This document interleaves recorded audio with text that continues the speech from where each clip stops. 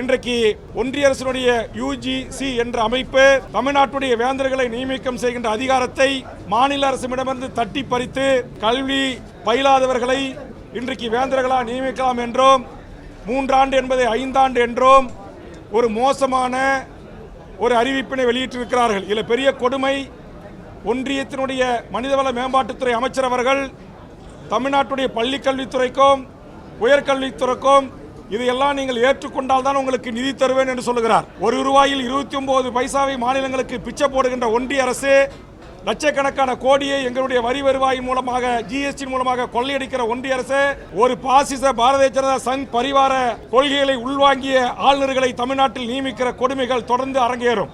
ஆளுநரும் யுசிசியும் நியமிக்கக்கூடிய உறுப்பினர்கள் தான் இன்றைக்கு முக்கியமானவர்களை துணைவேந்தர்களை நியமனம் செய்யும் என்கிற திருத்தங்கள் அதில் இருக்கிறது. இது தமிழ்நாட்டு மாணவர்களின் கல்வியை பாதிக்கும்.